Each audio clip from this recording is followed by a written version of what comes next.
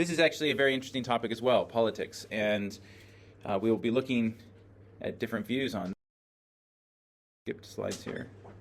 Okay, so here are some of the questions that I gave you before. Maybe you can tell me, what is equality? Egalitarian is when you are looking at society in general, and you decide that people should be treated in the same way. So that's what egalitarian means.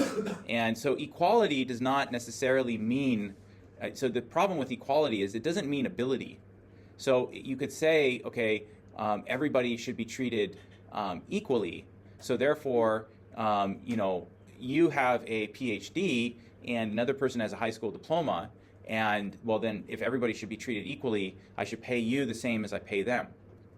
So that doesn't, just because you maybe have differences of abilities doesn't mean that you're treating somebody unequal by giving them differences. If you like a pay difference based on performance, that's not necessarily going against equality.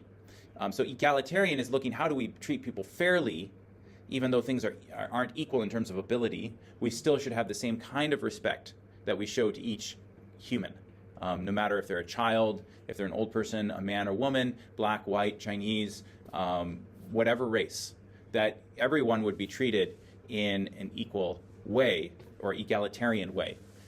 There's different moral beliefs that back this. For example, there's the Christian worldview, Kantian worldview, utilitarian worldview actually holds this as well. There's many different worldviews that hold some sort of idea of equality. And it's grounded in some sort of moral idea that it's immoral to treat people with discrimination, and that what's moral is when you treat people egalitarian in an egalitarian manner. So it's not, there's a straw man argument. You guys know what a straw man argument is? Straw man. Okay. Straw man means, you know what a straw man is? A man with strong body or strong man. No, not strong man, a straw man. Straw. S-T-R-A-W-M-A-N, straw man. So a straw man is a person made of straw, right? And a straw man argument is when you set up an argument, you make a version of that argument that's very easy to destroy. So is a straw man, if I put up a straw man, is he easy to destroy or is he not easy to destroy? He's easy, right? It's easy to just knock him over. It's not like a real man, right? And that's the same with these arguments. Straw man arguments are easy to shoot down. So actually, yesterday when we were talking about the reasons for God, the different arguments for God, there were certain ones of those arguments in the Warburton reading that became kind of a straw man argument. One was the ontological argument. The way Warburton phrases the ontological argument is sort of making it a straw man argument. Also the way that he phrased what some people call the Aristotelian argument, they think of it as the first cause argument. The first cause argument is in a sense a straw man argument of the Aristotelian argument. So this is something to think about. I'll have this on the exam, is that the difference between a straw man argument and a real argument, and what are the different, and some examples. So it's good to know, okay? But one straw man argument is that people try to say, if you believe in equality, then that means that you're trying to make everybody to be clones. So everybody has to be like the same thing. And that's the only way to treat people equally. Well, that's not what the argument is. It's not saying that everybody needs to be the same or to have the same abilities. It's recognizing that people are going to be very different. But the kind of respect that you treat people, insofar that you can do that, needs to be the same. And of course, you're going to have to pay people differently according to their abilities, or you're going to have to do certain things to motivate people according to their abilities. But that's based on ability, not based on just their design in terms of the category that they fit in society, and their belief, and even their beliefs, their religious beliefs, and so on and so forth. So equality, in certain respects, not every respect. That's what egalitarian means. It means that there's certain things that we can be equal about, but we can't be equal about everything. Some politicians strive for things to make things more equal, and some of the areas are money, access to power, or access to employment, education, healthcare, and political power. All right, so let's talk about human rights a little bit. And this, I don't know, you guys were able to read the Holmes book? Yeah. Okay, and I mean, some of it at least. So the idea of human rights is based on the belief that humans have equal right to be treated as humans, right? So this is in terms of race, religion, sex, gender, sexual preferences, politics, or social or economic status become irrelevant in terms of the ethics. They're ethically irrelevant when you're talking about the worth of a person. So discrimination is in violation of human rights. Why? Because if you no longer treat people with egalitarianism or equally, and you just based on what social group they come from or what race they come from, if you're treating them the way that you treat them based on that, then you no longer really are exemplifying human rights. So for example, if there were some people in the class that because they were more wealthy in this class, they were more wealthy than other people, and so I gave those people better grades than the poor people, or if I gave the poor people better grades than the rich people, is that fair? No, it's not fair, because we are violating, we're making an ethical choice based on somebody's status. So human rights are actually distinct from special rights. So what are special rights compared to human rights? Animal rights. Well, no, that's species. You think it's species. Gender is not. Special rights are actually a good thing. They're not necessarily, and they're not necessarily they're not a discrimination thing. But special rights, for example, I have with my children have special rights to me in relationship to me that you do not have.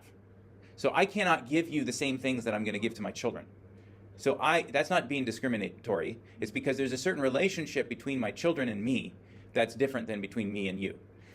This is the same with like an employer and an employee. Just because you're an employer doesn't mean you need to go around and just give everybody money, wherever you go. You give money to the people who work actually for you. Okay, should we? Okay, so special rights are related to usually some sort of legal or relational agreements. So there's usually an agreement that happens ahead of time.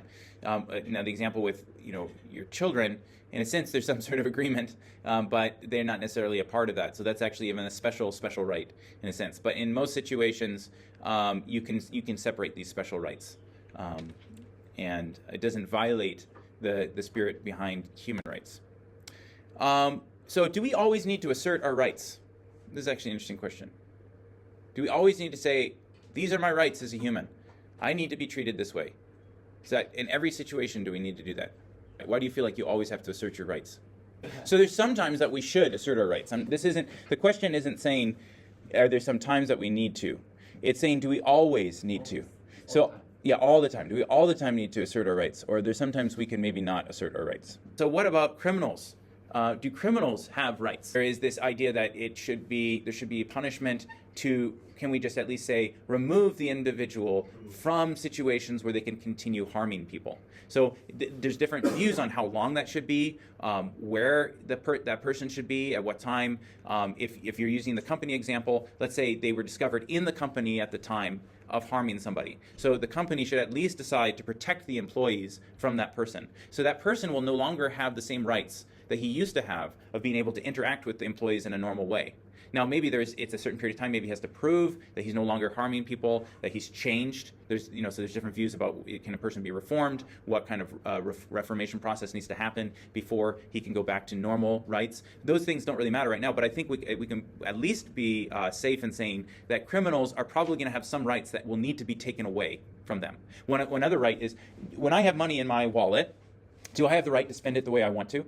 Right? I have the right to spend it the way I want to, as long as it's legal, right, within the legal means. I can choose, like, for example, what kind of food I want to buy, or if I want to buy alcohol or not. I can choose that, because I'm old enough to buy alcohol, so I can choose that. Now, what about a criminal? A criminal, in some situations, will not be allowed to spend their money the way they want to. You know that? Pardon me? Buy a gun, right, because they're not sure. The law might not be sure if they are going to go buy a gun. And so they will actually, some situations for a criminal, they will take away all of their money. Maybe not forever, but they will stop their ability to spend money, because they need to be sure that they're not going to buy something or do something that would make them escape the justice that they deserve.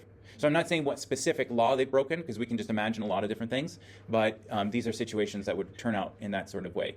I had a friend that actually was in trouble with the law, and he had to be tracked, where they put around his ankle a little tracking device. He wasn't allowed to remove it from so they can know where he is at all times. So do we have the right to go wherever we want? Do you have a right to go wherever you want if you decide as an adult? maybe yes. I mean, you have special maybe relationship with your parents and with maybe obligations that you had. But if in a situation, you know, if they so desired, if other people were so like kind of like you're in a situation where you're able to make agreements where you can not be have certain obligations, you as an adult can choose to go wherever you want. But a criminal might not be allowed to decide where they're going to go at what times. One of the punishments may be that you have to stay in your home. Or one of the punishments may be like, so you have to now do some work, extra work. So these are all things that actually are stopping the person's rights. But we wouldn't be opposed to that because there's a moral override that's happened for the criminal. Also about children, I've mentioned before, like even in my own life and my own children, there's certain limitations that they have. So normally we need to allow people to exercise their rights, but under certain circumstances, what we call morally overriding conditions, we cannot. Okay, what's some of the significance of human rights? If we all have the right to be treated as persons, then we have a duty to respect each other. And so this is different than the animals. This is why I wanted to kind of bring this in juxtaposition to animals, because there's all of a sudden now this difference when we're treating each other as humans with respect. We realize we have a duty to each other to treat each other with respect. And what this entails is liberty.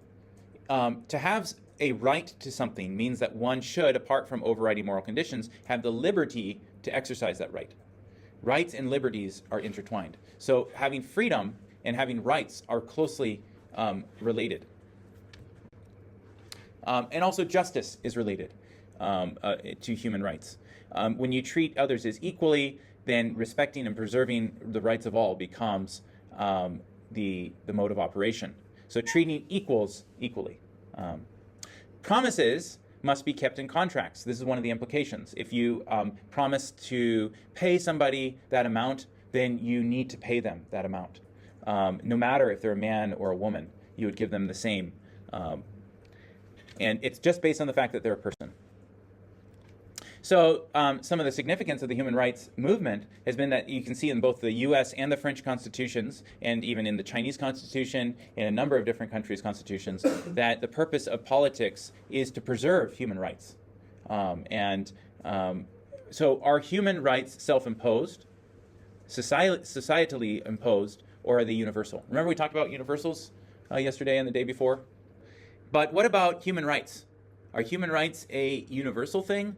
Or are they something that the society brings about, or just that individuals bring it about? Politics is it gets influenced by the concepts of human rights, and the government then should be not the master but the servant of the people. Human rights also balance out egoism and individualism. So because you become morally bound to society. You can't have that big of an ego that just tries to preserve yourself if you know that you also have a right, or that other people have rights, and you need to protect and respect those. So we can look at what the significance is for human rights. Are human rights unchanging, or are they culturally relevant? And this kind of goes back to our other question that we're talking about, is it societal or is it universal? So is this something that never changes? Do we always, the truth of human rights, is that something that should always be true? Or is it going to be determined by our culture? And it might not be true later, or it might not have been true in the past. But does that mean that it wasn't true then? Or is it just that people didn't respect it then? So here is some of the background for human rights. One is that it's rooted in the Christian Bible. There is also a treatment in the Bible of the value of the individual. Some of the statements that are there really show that individuals, that God has a relationship not with just society, but with individual people. And that the Old Testament has a bunch of people called the prophets. And these prophets were people who criticized oftentimes the rulers and said even the rulers had to do what is right and just and had to be held accountable to that. Do you guys know the concept of prophet, what that is? Prophet is these people that they spoke on behalf of God. So in the Old Testament, there were some people that had special relationship with God, and they would have a message from God to the people. And often the message was to stop doing what was bad and start doing what's right, basically. It was just basically like trying to get people to do the right thing. And they also had like a vision of social justice that would extend to all people. And so this is in the Old Testament. Also, Jesus, if you look at the life of Jesus in the Bible, he treated women and children with respect. Also, it says in the Bible that God doesn't discriminate. He doesn't look at the poor people and treat them one way and rich people and treat them another way, but he treats all people equally. As far as equality, as we've defined it, is concerned. Doesn't mean that he doesn't give people different abilities, but that he loves them equally. So some of the history of human rights also includes a development that happens with the Roman Empire. There was a philosopher by the name of Cicero, and before the time of Christ, and he also wrote heavily on the concepts of human rights. Later on, you have Enlightenment thinkers such as this one, John Locke, who really influenced later on the Declaration of Independence, which was written in 1776, and the American Constitution, which talk about the unalienable rights of humans, that all men are created equal and that they're endowed by their Creator with certain unalienable rights. So unalienable means you cannot remove them from the human, that they are part of being human.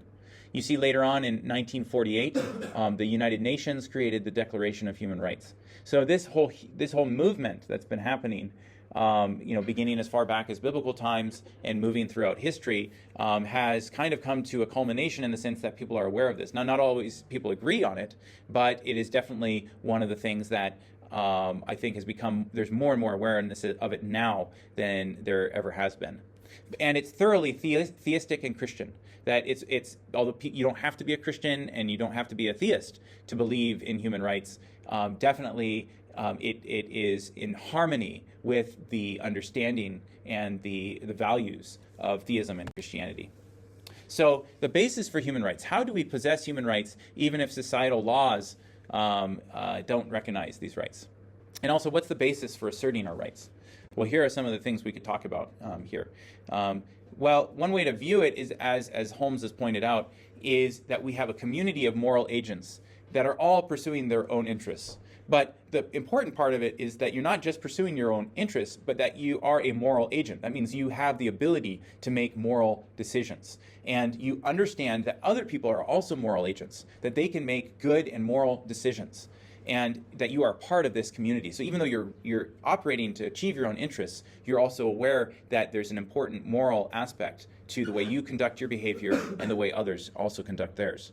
The paradigm case is that of a promise. Promising is a rights-granting activity, and the recognition of other persons as moral agents is like promising to respect their right to pursue their own ends. So it's kind of like promising to you, I'm going to allow you to pursue your goals and dreams and visions because I trust that you're going to try to do what's good and right. And you're also promising to me to allow me the freedom to pursue my interests because you are also trusting that I'm going to try to do what's good and right.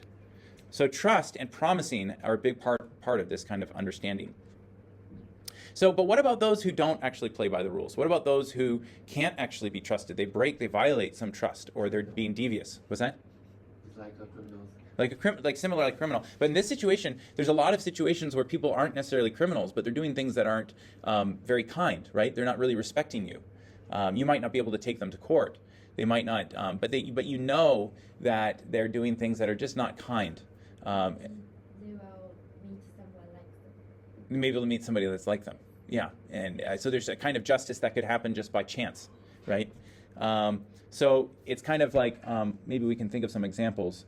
But any time that people basically are violating your rights as a human, and there might not be a legal ramification of that. Well, what's important to recognize, as Holmes points out, is that this isn't a socially given thing, but a God-given thing. And a person, you have to ask the question, this forces the question, like, are humans just a demographic statistic, more than a body plus a flux of experience, more even than a economic and political being and a member of those communities? Are they that? Or are they just a demographic statistic? Are you just a bunch of molecules that it just is put together? So the Christian view would be that no, you actually are more than that. You're actually made in the image of God, and you're actually important. And so that's an interesting thing to think about, and this is what Holmes is kind of pulling out. Which is just exactly what I said, that Christians view that humans are made in God's image. So to respect a person in a sense, is to also respect God. And to violate a person would be a violation of God.